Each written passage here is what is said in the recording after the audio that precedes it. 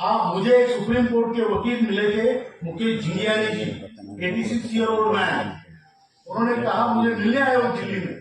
हम तो छोटे से कहीं रहते थे किसी खुली में, तो हमारे पास पैसे नहीं, हम ज्यादा ऊंचे इसमें नहीं रहते, तो हम लोग इंडिया गेट पे बुला के मुझे मिलने आए। और उन्होंने क्या, कमांडर साहब क्या आप जानते हैं आपका संगठन ज्येष्ठ नागरिकों का दुनिया का सबसे बड़ा संगठन है।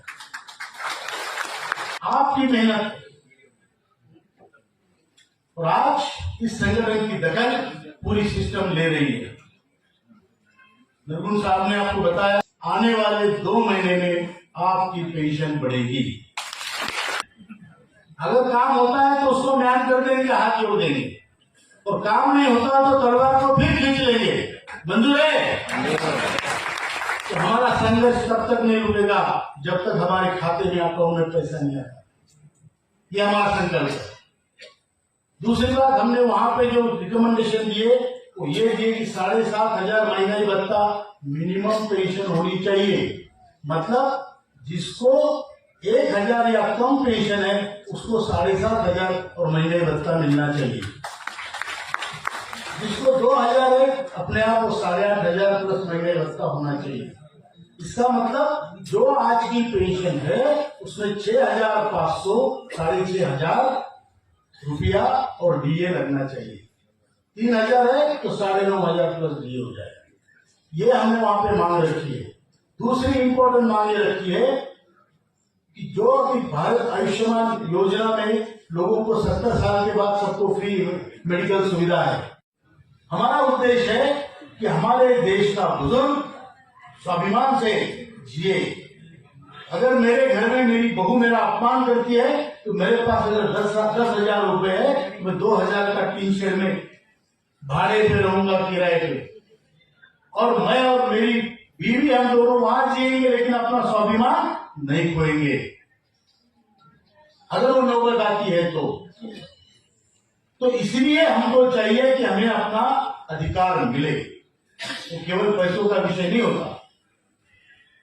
और ये बात हमने प्रधानमंत्री जी को भी कही है, ये बात हमने वित्त मंत्री जी को भी कही है, और ये बात हमने लेबर मिनिस्टर को भी कही है, क्योंकि हम इसमें कोई स्वार्थी नहीं है।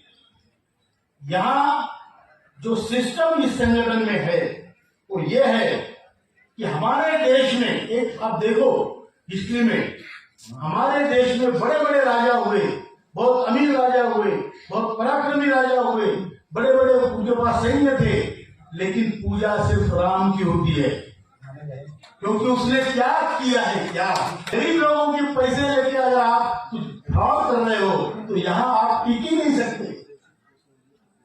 हमारे संगठन का जो पैसों का व्यवहार है मैं बताता हूँ कैसे चलता है। वासु साहब ने भाषण में बहुत अच्छा कहा इसके लिए, मैं कहता हूँ आपको। हमारे संगठन में ये चलता है मंदिर जैसा।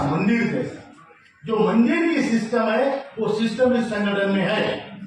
आप कहीं गए होंगे साईं बाबा शिरडी, कहीं भी मंदिर, जहां मंदिर है वहां आपको कोई कितना पैसा पेटी में डाल रहा है कोई चेक नहीं करता। भगवान चेक करता है क्या? कितना पैसा डाला? नहीं, वो चेक नहीं करता।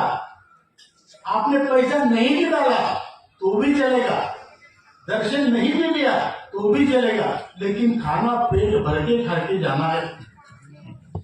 यही सिस्टम अपने संगठन का है। साल के हम लेते हैं 120 रुपया, वो भी वॉलेंटियरली, दिल किया मन से लगा कि देना है तो दो। ये केवल पैसों की बात नहीं है। पैसा है तो हमारा मान सम्मान है। आज 36,60,000 इतने लोगों को 1,000 से कम पेंशन है।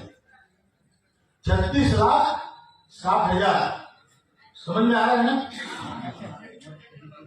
इतने लोगों को पेंशन 1,000 से कम मिलती है। तो मेरे देश में मेरा बाप।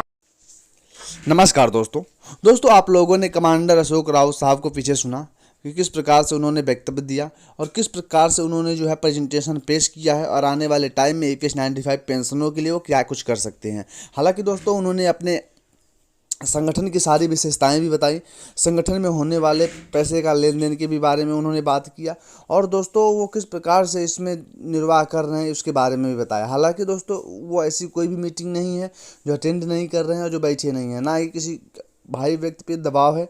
जो उस परिस्थिति के काबिल हैं वो आएँ और सहयोग करें, उनका कहना यही है। तो EPS 95 पेंशनरों का हक भी बनता है, और जो अभी EPS 95 पेंशन लेने के तैयार हो रहे हैं, जैसे जो कंपनी वर्क में वर्क कर रहे हैं, उनको भी सामने आना चाहिए, उन लोगों को भी सहयोग करना चाहिए कि आप वर्क कर रहे हो और आने वाले टाइम में आपको उसी पेंशन से गुजारा करना है। तो जब ये पेंशन बढ़ा रहेगा तभी आने वाले टाइम में आपको पेंशन का लाभ मिलेगा, वरना फिर आप पेंशन से जब कंपनी से निकलोगे तो फिर आपको भी पेंशन चाहिए होगा, तो आपको पेंशन कम लगेगी, फिर आप नया आंदोलन करोगे। तो अभी अगर ये बुजुर्ग लोग साथ लड़ रहे हैं तो आप लोगों को भी साथ आना चाहिए, जितने हमारे कंपनी के वर्कर हैं सभी लोगों को साथ आकर के इनके आंदोलन को सफल बनाना चाहिए। क्योंकि आप सभी लोग जब एक बार मांग करोगे ना तो सरकार भी सोचेगी कि दोस्तों इन लोगों का जो है पैसा वो किस प्रकार से बढ़ाया जाए और मिनिमम पेंशन को 7,500 प्लस DA और मेडिकल के साथ कैसे जोड़ा जाए।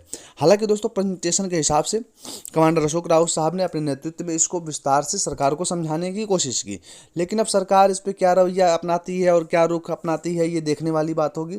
फिलहाल दोस्तों यह मीटिंग की जो मैं वीडियो लेट ही डालता हूँ, क्योंकि EPS